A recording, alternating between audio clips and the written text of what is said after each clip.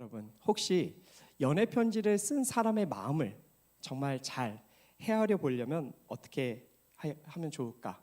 한번 생각해 보셨으면 좋겠습니다. 어떻게 하면 편지 쓴 사람의 마음을 잘 이해할 수 있을까? 답은 간단합니다. 편지를 쓴 사람의 입장이 되어보면 알 수 있죠. 그러면 그 사람의 입장이 되어서 그 사람의 편지를 읽으면 그 편지 안에 있는 그 진심이 더 잘 느껴지게 될 것입니다. 제가 이제 오늘 설교 서두에서요, 갑자기 연애 편지 이야기를 하면서 이런 이야기를 드리는 이유가 있는데 뭐냐면 갈라디아서 말씀을 우리가 좀 그렇게 정말 느끼고 그렇게 한번 갈라디아서 말씀을 온몸으로 체험했으면 하는 마음에 이렇게 말씀을 좀 드린 것입니다. 바울은요, 갈라디아서 1장부터 갈라디아 교회의 성도들을 아주 책망합니다. 어떻게 그렇게 쉽게 복음을 떠나서 다른 복음을 이렇게 쫓을 수가 있느냐, 아주 호되게 이제 편지글로 책망하고 있죠. 자, 그러면 이런 바울은요, 나 할 만큼 했다. 나는 너희들에게 복음의 진리를 전했는데 너희들이 그 복음의 진리를 믿지 않고 떠나면 그건 다 너 책임이다. 여러분, 이런 심정으로 이 갈라디아서를 썼을까? 결코 아닐 것입니다. 영적 자녀들이 멸망의 길을 걷고 있는데 어떻게 영적 아비인 바울이 그런 마음으로 이 편지를 적었겠습니까? 부모된 심정으로 애통하고 사랑하는 마음으로 갈라디아서를 이렇게 적어 내려간 것이죠. 저는 그래서 여러분들이 비록 갈라디아서의 말씀이 질책과 책망의 글이 좀 계속 이어지긴 하지만 여러분들이 그 갈라디아서 뒤편에 있는 그 바울의 그 아버지의 마음이 어떤 것일까? 어떻게 바울은 이렇게 글을 썼을까라고 이렇게 아버지의 그 사랑의 마음을 좀 여러분들이 계속 되뇌이시면서 이 갈라디아서를 읽을 때 은혜가 더해질 것 같습니다. 자, 그러면 15절과 16절 말씀 자막 통해서 보도록 할게요. 제가 읽을게요. 우리는 본래 유대인이요 이방 죄인이 아니로되 사람이 의롭게 되는 것은 율법의 행위로 말미암은 것이 아니요 오직 예수 그리스도를 믿음으로 말미암은 줄 알므로 우리도 그리스도 예수를 믿나니 이는 우리가 율법의 행위로서가 아니라 그리스도를 믿음으로써 의롭다함을 얻으려 함이라. 율법의 행위로서는 의롭다함을 얻을 육체가 없느니라. 아멘. 제가 자녀를 훈육할 때는 원칙이 있습니다. 제 나름의 원칙인데요. 뭐냐면 아이가 알아들을 수 있도록 정확하게 설명하는 것입니다. 아이가 알아들을 수 있도록 잘못은 설명하고 그리고 잘못에 대해서는 아주 따끔하게 혼내는 것. 저는 이것이 훈육의 원칙이고 사랑이라고 믿습니다. 만약 아이의 마음을 다치지 않게 하기 위해서 아이가 잘못한 것을 이리저리 돌려서 얘기한다면 오히려 아이는 더 헷갈려 할 수도 있고 다시 또 그런 일들을 저지를 수 있는 것이라 생각하기 때문에 저는 확실하게 말하고 따끔하게 설명하는 것이 오히려 사랑이라고 생각합니다. 자, 그런데 15절과 16절 말씀 보시면요, 바울도 좀 그런 심정이었던 것 같아요. 15절에서 바울은요, 우리는 본래 유대인이요 이방 죄인이 아니로되라고 이렇게 글을 써 내려갑니다. 여러분, 갈라디아 교회는요, 유대인이었다가 예수 그리스도를 믿고 기독교로 개종한 성도들도 있었겠지만 갈라디아 지역은 자체가 유대인들 입장에서는 다 이방 지역이었단 말이에요. 그러니까 이방인 성도들이 어마어마하게 많았을 곳이 바로 갈라디아 교회였죠. 자, 그런데 바울이요, 거기다 대놓고 뭐라고 얘기했냐면 나와 유대인들은 본래 하나님께서 선택하신 백성들이고 너희 이방인들은 구원받지 못하는 죄인들이다라고 이렇게 15절에서 이야기하는 거예요. 여러분, 갈라디아 성도들이 너무 깜짝 놀랐을 거예요. 평소에 그런 말씀 안 하시던 이 원로 목사님께서 갑자기 너희는 죄인들이고 나는 구원받을 유대인이야 이렇게 얘기하시는 거니까 한편으로는 갈라디아 성도 교회들이 왠지 모욕감도 느끼고 우리 바울 선생님 왜 이런 얘기 하실까? 이런 생각도 충분히 들었을 것 같아요. 자, 여러분, 왜 이렇게 사도 바울 선생이 말했는가? 여기서 잠깐 우리 유대인들의 세계관을 살펴보기를 원합니다. 여러분, 유대인들 입장에서는요, 세상에는 딱 두 종류의 사람밖에 없었어요. 하나는 바로 하나님께 구원을 받은 이스라엘 사람들, 그리고 나머지 구원받지 못하는 이방인들.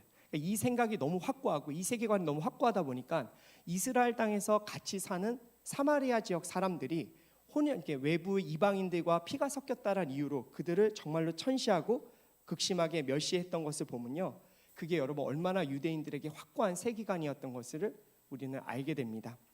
그런데 유대인들 입장에서 또 생각해 보면 그럴 만도 한 것 같아요. 여러분, 세계 어느 민족 중에 하나님께로부터 율법을 받은 민족이 어디 있어요? 하나님께서 친히 내려오셔서 십계명을 주시고 언약을 맺은 백성이 어디 있어요? 오직 유대인들밖에 없거든요. 그러니까 여러분 우리 하나님의 믿는 성도들 입장에서는요, 유대인들이 이만한 자부심과 또 이만한 정말로 그 기쁨을 자신들의 어떤 뭐 자만감 뭐 이런 것을 좀 가질만하다 이렇게 우리가 이해할 수도 있을 것 같습니다. 자, 여하튼 원로 목사격인 바울 선생님이 지금 갈라디아 성도들에게 아주 대놓고 상처 줄 수 있는 말들을 막 서슴지 않고 했습니다. 자, 왜 그랬을까? 자, 그 답은 16절에 나와 있습니다. 한번 16절 자막 보셔주시겠어요? 이런 굉장히 긴 문장이죠.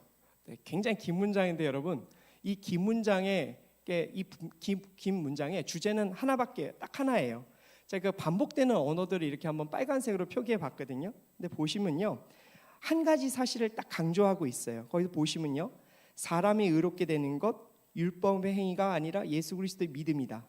또 우리가 예수님을 믿나니 우리가 율법의 행위로가 아니라 그리스도를 믿음으로 의롭다함을 얻으리라. 계속 반복되는 거예요. 그러니까 결론적으로 말하면 사람이 의롭게 되는 것은 율법의 행위가 아니라 예수님을 믿는 믿음으로 되는 것이다. 자, 의롭게 되는 것은 예수님을 믿는 것이다라는 이 한 구절을 강조하기 위해서 16절을 사도 바울 선생이 써 내려가신 것입니다. 자, 다시 말씀드리면 이거예요.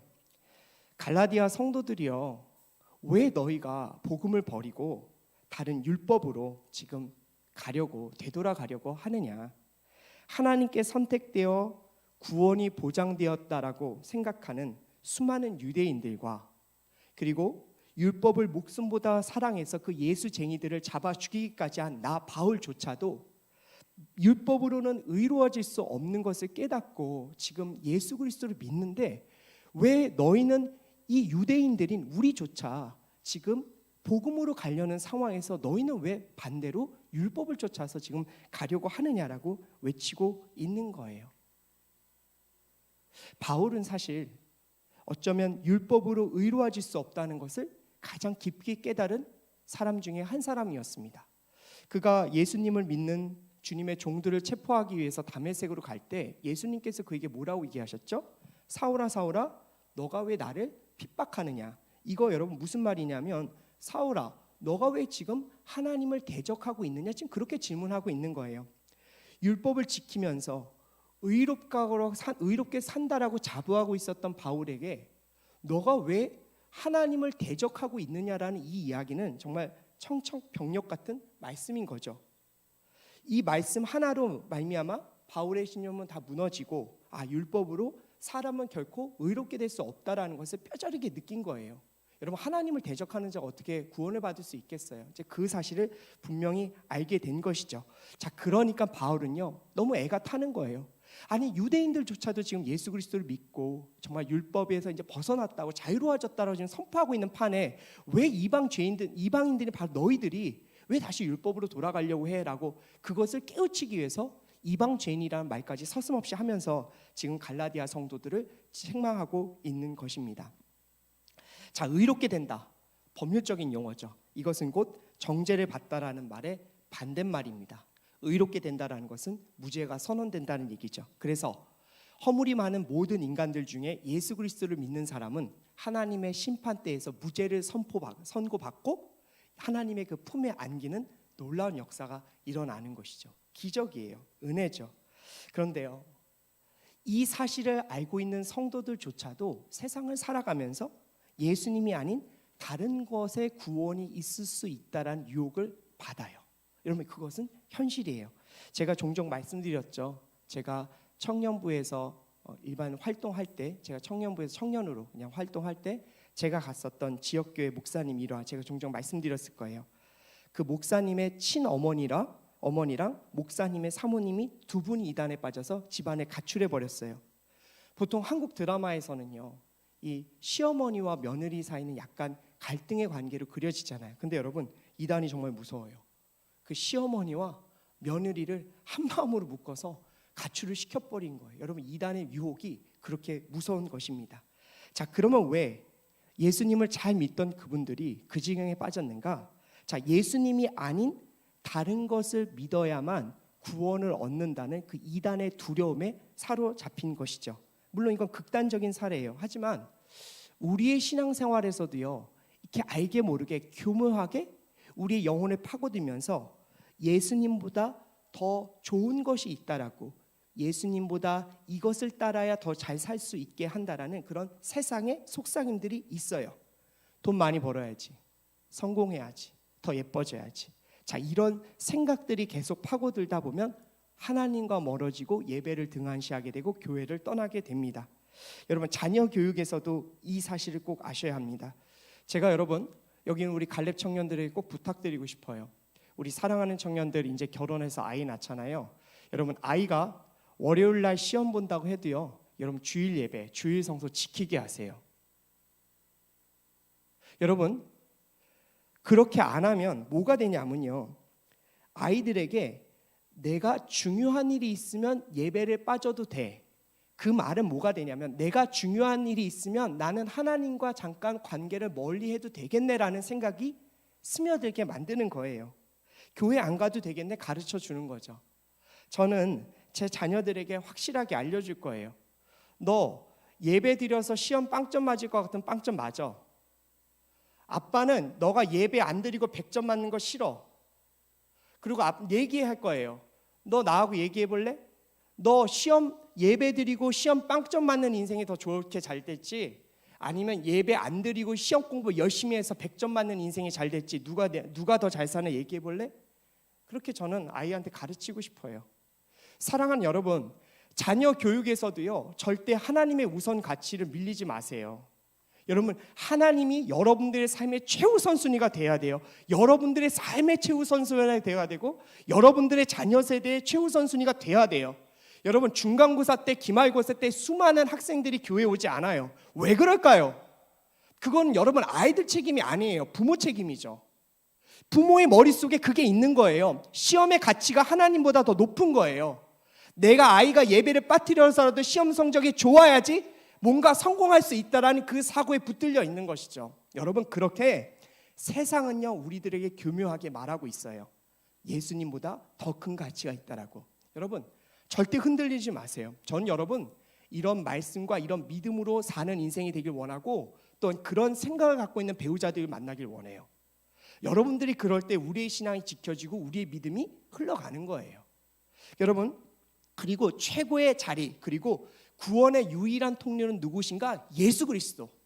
여러분, 이 말씀이, 이 고백이 여러분들의 가슴 속에 끊임없이 흘러나오길 원합니다. 그래야 우리가 신앙에 흔들림 없이 살아가는 것입니다. 자, 17절 말씀 우리 자막 통해서 함께 읽도록 하겠습니다. 시작. 그러나 우리가 그리스도 안에서 의롭다고 인정받으려 하다 우리 자신이 죄인으로 드러난다면 그리스도께서 죄를 짓게 하시는 분입니까? 결코 그럴 수 없습니다. 아멘. 자, 앞절 말씀에서요, 바울이 오직 예수님밖에 없다, 구원의 통로는 그분밖에 없다라고 이제 선포를 했지만, 당시 성도들 입장에서는 이런 좀 불안감이 있었던 것 같아요. 어떤 불안감이냐면, 정말 예수님만 따르면 구원을 얻을 수 있을까? 혹시 율법도 같이 지켜야 진짜 구원을 받는 것은 아닌가? 주님만 따르다가 마지막 심판 때에 죄인이라고 정죄받으면 어쩌지라는 그런 불안감이 있었던 것 같습니다. 사실 수천 년간의 그 율법의 영향권 아래 살았던 그 유대인들의 사고를 생각하면 그럴 만도 해요. 그 복음에 미치다라는 책이 있습니다. 이용남 선교사님이란 분이 적으신 책이, 그러니까 책을 쓰셨는데요. 이런 일화가 있어요. 어느 날 그 선교사님께서 이제 사역하시던 그 감비아라는 그 지역에서 이제 계시고 이제 거기서 선교하고 계셨는데요. 갑자기 그 기독교 무리라고 해서 평소에 이렇게 거들떠 보지도 않고 찾아오지도 않았던 그 무슬림 청년들이 왔다고 합니다. 그래서 선교사님이 너무 놀란 거죠. 건장한 청년들이 집 앞으로 몰려왔으니까.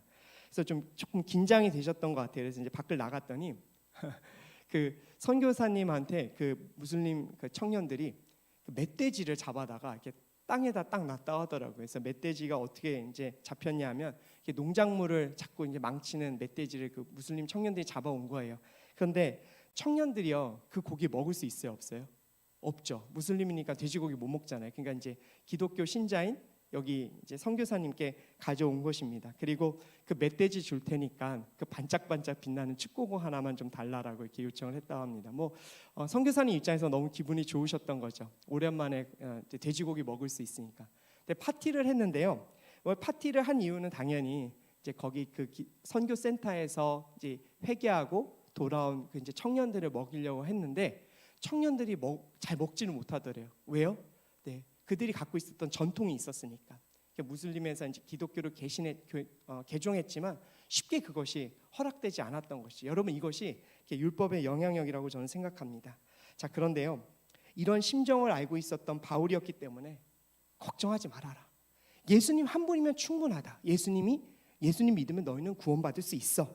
그분이 어떻게 너희들에게 죄를 짓게 하는 분이냐라고 이렇게 만문하면서 예수 그리스도의 믿음만을 강조한 것입니다. 여러분, 율법은요, 죄인들을 위해 피 흘리지 않습니다. 여러분, 율법은요, 우리들을 위해서 대신 죽지 않습니다. 오직 예수님만 우리를 위해서 피를 흘리고 돌아가십니다. 저는 여러분들이 이 사실 하나 굳게 믿고, 나를 위해서 피를 흘리신 분이시잖아요. 여러분, 그러면 그분 한 분만으로 우리 구원이 이루어진다라고 믿고 여러분 평생의 신앙생활을 잘 지켜가시기를 원합니다. 자, 이제 여러분 19절과 20절 말씀, 오늘 말씀의 가장 중요한 부분인데요. 오늘 이 말씀 두 구절 함께 우리가 소리내서 읽도록 하겠습니다. 시작. 나는 율법으로 인해 율법에 대해 죽었습니다. 이는 내가 하나님께 대해 살고자 함입니다. 나는 그리스도와 함께 십자가에 못 박혔습니다. 그러므로 이제 더 이상 내가 사는 것이 아니라 내 안에 그리스도께서 사시는 것입니다. 지금 내가 육체 안에 사는 것은 나를 사랑하셔서 나를 위해 자신의 몸을 내주신 하나님의 아들을 믿는 믿음으로 사는 것입니다. 아멘. 여러분, 오늘 설교 제목 기억나세요? 네, 오늘 설교 제목은요, 믿음으로 산다는 것입니다. 조금 당연히 아는 거라고 생각하고 당연한 거라고 생각한 이제 설교 제목이긴 한데, 여러분 만약에요, 여러분들이 전도하고 싶어서 늘 하나님의 말씀을 좀 믿자, 교회 가보자라고 전도한 여러분들의 직장 동료가 갑자기 어느 날 여러분들 찾아서 과장님, 차장님, 믿음으로 산다는 게 뭐예요? 라고 여러분 물어보시면 어떻게 대답하시겠습니까? 자, 믿음으로 산다라는 거, 여러분 순간 아마 그런 질문을 받으시면 이렇게 바로 답변하기가 조금은 어려우실 것 같아요. 그 이유가 뭐냐면 이 믿음으로 산다는 것의 그 의미가 꽤 깊은 의미와 말씀의 성찰이 필요한 문구이기 때문에 그렇습니다. 그래서 저는요, 오늘 여러분들께 믿음으로 산다는 것, 그것은 무엇인가? 세 가지를 통해서 여러분들과 좀 나누고자 합니다. 첫 번째, 믿음으로 산다는 것은요, 우리가 인생에서 십자가를 묵상한다는 것입니다. 십자가 묵상. 자, 20절 말씀에서요, 바울이요, 나는 그리스도와 함께 십자가에 못 박혔습니다라고 말해요. 여러분, 십자가에 못 박혔다는 것은 무엇을 의미하는가? 네, 죽었다는 의미예요. 죽음이에요. 근데 여러분, 십자가에 못 박혔다라는 것이 죽음이라는 사실이 잘 현대인들에게 확실하게 와닿지 않아요. 제가 그 증거를 좀 알려드릴게요. 여러분 방송팀 한번 이미지 한번 2개 띄워주시겠어요? 네. 여러분, 제가 왜 현대인들에게 십자가가 죽음이라는 의미가 잘 받아들여지지 않을까 좀 고민했었는데 오카는 목사님 설교를 듣다가 알게 됐습니다. 여러분, 오늘 지금 띄워드린 이 이미지 아세요? 네, 저기 의자 무슨 의자 같아요? 무슨 의자죠? 새 의자처럼 보이죠? 네, 새 의자 맞아요. 네, 전기 충격으로 이렇게 죄인들을 죽음에 이르게 하는 전기 사용에 사용되는 전기 의자라고 표현하죠. 또 하나는 뭐죠? 여러분, 교수형에 사용되는 끈입니다. 여러분, 보기만 해도 무시무시하지 않나요? 안 그러신가요? 네, 잠깐 이미지 내려주시죠. 자, 그런데요, 목사님께서 이런 말씀을 하세요. 혹시 자기가 사랑하는 사람에게 저 전기 사용 의자 혹은 교수형에 처하는 그 끈을 작은 여러분 뭐라 그러죠?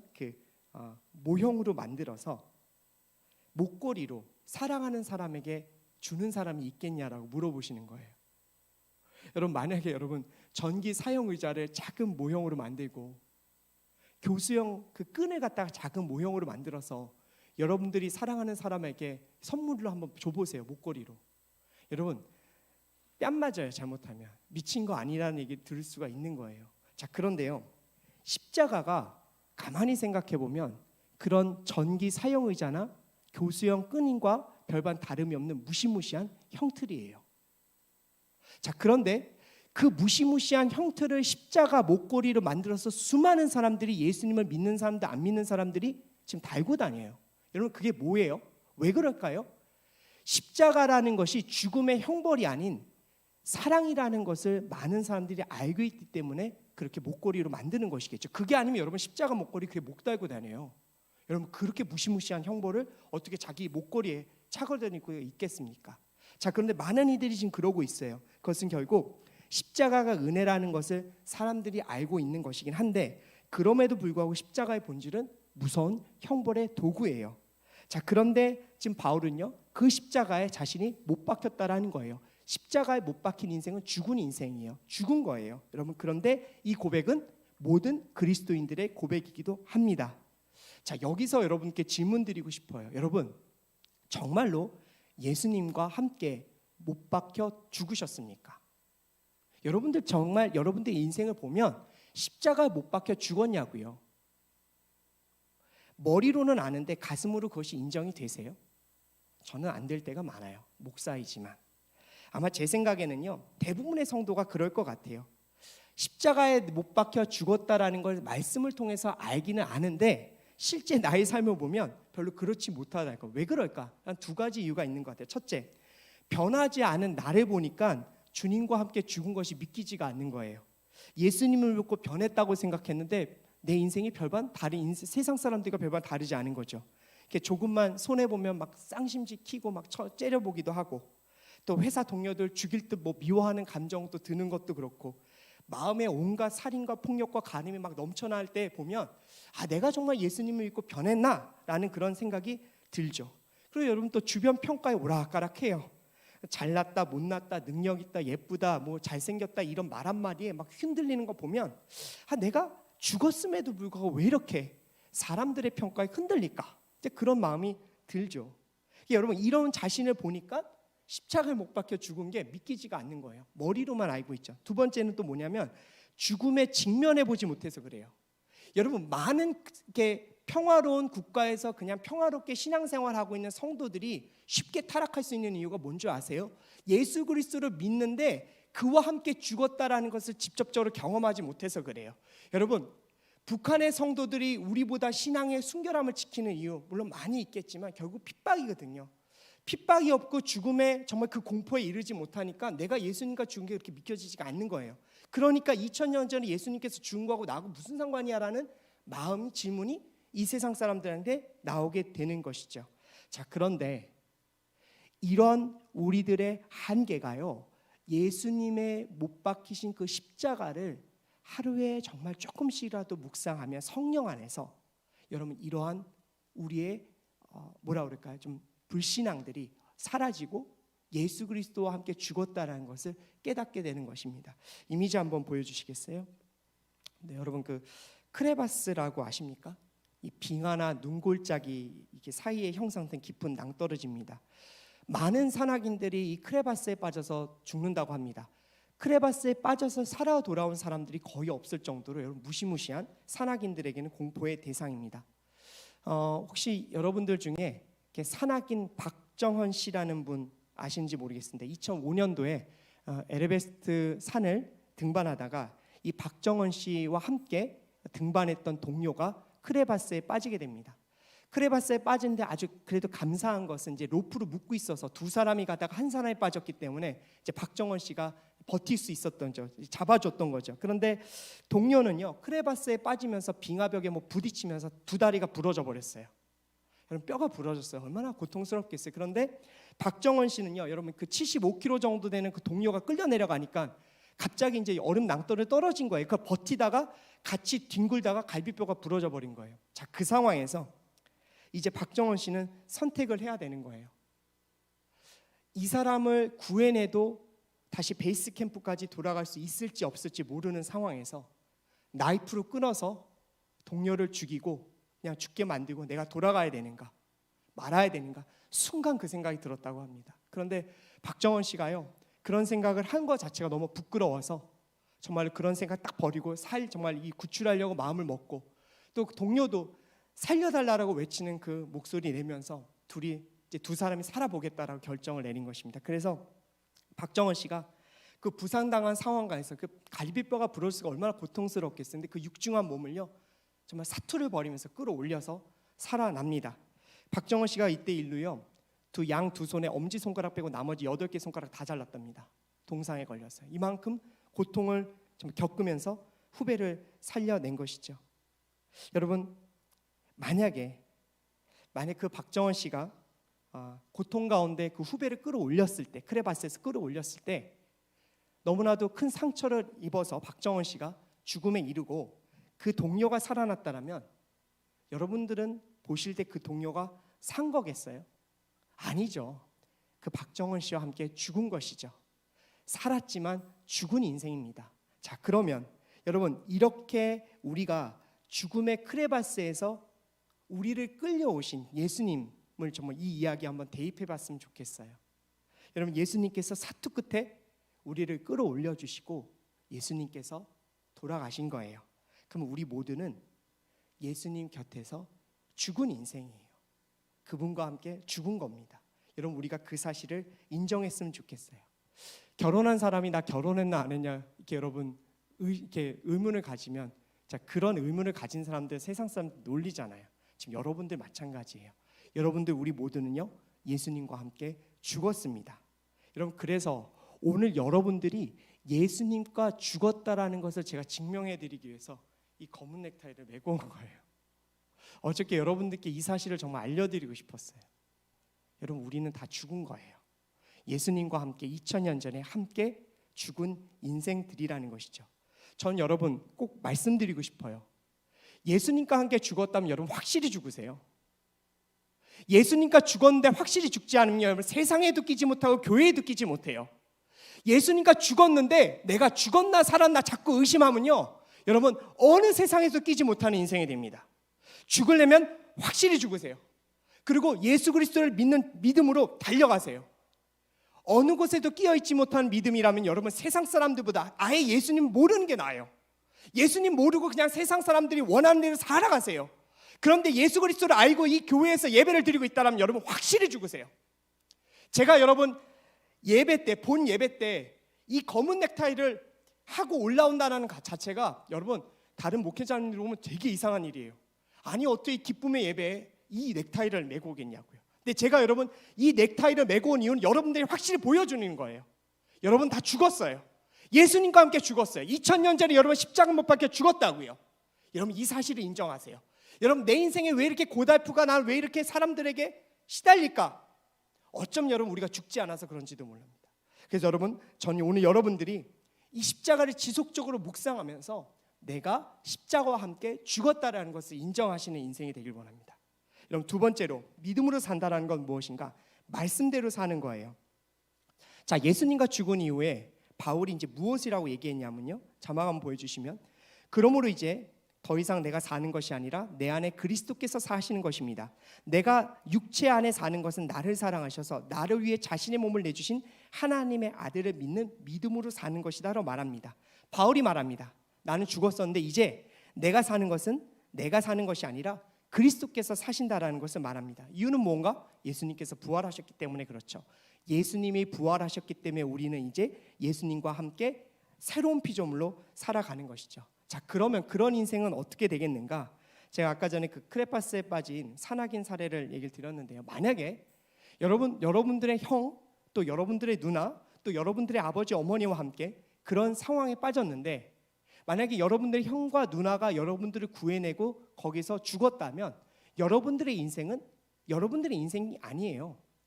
여러분들의 인생은요 바로 돌아가신 분을 향한 사랑과 그분을 사랑함으로 그분이 못다한 인생을 살아가는 것이죠.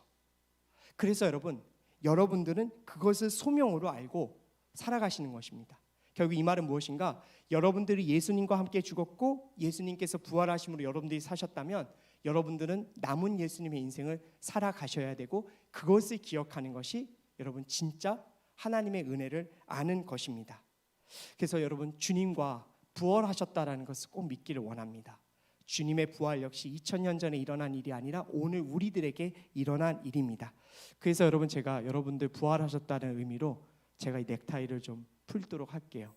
여러분 이거는 단순히 여러분들한테 상징회의가 아니라 진짜 여러분들이 나는 예수님과 죽었고 예수 그리스도의 보혈로 뒤덮인 사람이라는 것을 알려드리기 위한 것입니다.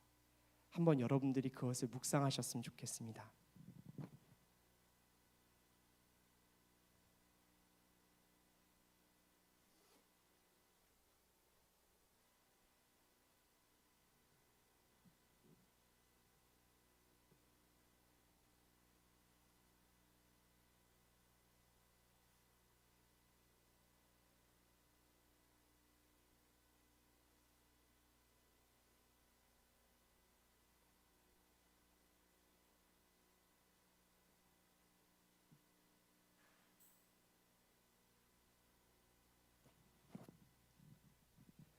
청년 여러분, 주님과 함께 부활했는데 아직도 여러분들 안에 있는 혈기가 끓어오르고 자존감이 무너진다고 했을 때 여러분, 그렇지만 실망하지 않았으면 좋겠어요. 왜 그러는가? 부활했지만 여러분, 우리는 세상에서 부활한 거거든요. 우리가 부활했는데 천국에서 부활했으면 아마 그러지 않을 거예요. 그런데 우리는 부활해서 지금 세상을 살아가요. 그러니 여러분, 죄악의 파도가 늘 밀려오니 부활한 인생이지만 그런 것에 영향을 받을 수가 없어요. 자, 그럼에도 불구하고 우리가 소망을 갖는 또 다른 이유가 있어요. 무엇인가? 여러분들 중에 자존감이 바닥인 분들 계세요. 그런데 대부분 자존감이 바닥에 있어도 한 가지 사실은 알아요. 무엇인가? 내가 어떻게 극복해야 될지는 알아요. 내가 어디를 봐야 될지는 안다고요. 예를 들면 직장 후배 때문에 막 화가 끓어올라요. 근데 화가 끓어오는 제 자신이 너무나 죄책감을 느껴요. 자, 그때 이러면 안 되지. 예수 믿으니까 내가 참아야 되겠구나. 그런 생각도 여러분 대부분 하시잖아요. 누군가 여러분들 막 비교하고 여러분 참 너 잘난 거 없다. 너 정말 못났다라고 얘기하지만 그럴 때 여러분들이 자존심도 상하지만 그럼에도 불구하고 내가 예수님과 함께 죽었는데 내가 뭐 그런 거 갖고 따지냐. 나 내 모습 그냥 사랑해라고 여러분들 생각하고 계시잖아요. 여러분들은 지금 여러분들 세상 가운데 죄악의 물결 가운데서도 성도들이기 때문에 여러분들이 지금 무엇을 보아야 될지, 여러분들의 시선을 어디다 둘지 다 알고 계세요. 여러분, 그게 소망 아니에요? 십자가에 못 박혀 죽었다가 부활하신 예수님과 함께 내가 살아났는데 왜 내 모습은 늘 이럴까라고 여러분 생각하지 마시고, 그럼에도 불구하고 나의 시선이 예수님께 꽂혀져 있다는 사실에 여러분 소망을 가지세요. 여러분, 한 번에 성화되는 사람도 있어요. 정말 특별한 은혜죠. 그런데 한 번에 성화되는 사람은 없어요. 성화는 우리 인생이 끝까지 주님 앞에 갈 때까지 이루어지는 거예요. 그렇다면 여러분, 성화된 인생으로 살아가기 때문에 우리의 늘 시선이 주님께 붙들려 있다라는 거, 주님을 보고 있다는 그 사실에 소망함을 갖기를 원합니다. 여러분, 이것이 진짜 성도의 삶이에요. 그래서 저는 여러분들께 혹시라도 자존감 무너져 있고 자꾸만 비교 때문에 자꾸 억눌려 있고 여러분들에게 저는 어떤 대안을 드리고 싶진 않아요. 그런데 여러분 안에 있는 건 깨우고 싶어요. 그럼에도 불구하고 지금 십자가를 바라보고 있지 않느냐. 여러분, 그것만으로 여러분, 우리는 세상이 가질 수 없는 소망함을 갖고 있는 거예요. 전 여러분 그러기고 바로 그런 인생이기 때문에 바로 주님과 함께 말씀대로 살아갈 수 있는 것이죠. 말씀대로 살아가는 것이 어렵지만 실패해도 주님께 시선을 꽂혀져 있는 것. 그래서 저는 여러분들이 나 왜 이렇게 쉽게 변하지 않을까? 여러분, 그것에 집중하지 마세요. 여러분, 그것에 집중하면 여러분 인생 후딱 갑니다. 차라리 그것보다 나는 그래도 예수님께 내 시선 꽂혀져 있어라고 여러분들이 그 마음을 갖고 여러분 말씀대로, 내가 말씀대로 살아가겠다, 그 마음을 붙들고 살아가시길 원합니다. 자, 마지막으로요, 믿음으로 산다라는 것은 성령의 능력으로 사는 것입니다. 여러분, 예수님 되게 무서우신 분이세요. 여러분, 예수님이 율법을 폐하러 왔다라고 얘기하시면 너무 좋았을 것 같은데 예수님은 율법을 완성하러 왔다라고 말씀하셨어요.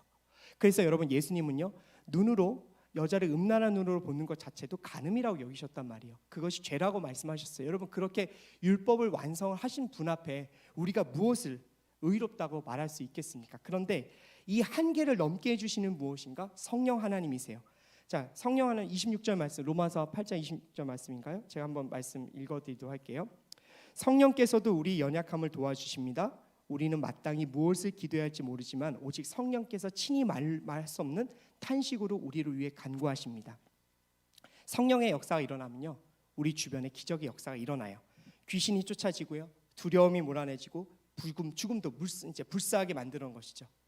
여러분들의 기도 생활 가운데 무엇을 구하고 무엇을 해달라고 하고 무엇을 이뤄달라는 기도도 물론 올리셔야 되겠지만 특별히 성령님을 간구하는 기도를 정말 많이 올리셨으면 좋겠어요. 성령 하나님, 내 인생에 개입하여 주시옵소서. 성령 하나님, 정말 주님께 부르짖으오니 정말 제게 임하여 주시길 원합니다. 하나님, 성령의 기름 부으심이 정말 내 안에 있어 그 기름 부으심으로 말미암아 하나님께서 주신 성령의 권능으로 살아갈 수 있도록 도와주시옵소서라고 얘기할 때 여러분들의 그 기도의 지경이 넓혀지고 여러분들이 당면한 그 기 한계를 넘는 하나님의 놀라운 역사가 이 성령을 원하는 구하는 기도 가운데 이루어질 거라고 저는 확신합니다. 여러분, 성령님을 부르짖기를 원합니다. 여러분, 다른 어떤 것보다도 성령님을 구하는 것이 최고의 지혜임을 여러분들이 믿고 여러분들의 기도 시간에 정말 성령님과 가까워졌으면 좋겠어요. 그런데 고린도전서 12장 3절 말씀 잠깐 보도록 할게요. 그러므로 나는 여러분에게 알려드립니다. 하나님의 영으로 말하는 사람은 아무도 예수는 저주받은 사람이다라고 할 수 없고 성령으로 말미하지 않고는 예수는 주이시다라고 할 수 없습니다. 여기 계신 분들 중에 나는 방언 기도를 못하니까 나는 성령님과 가까운 것 같지 않아.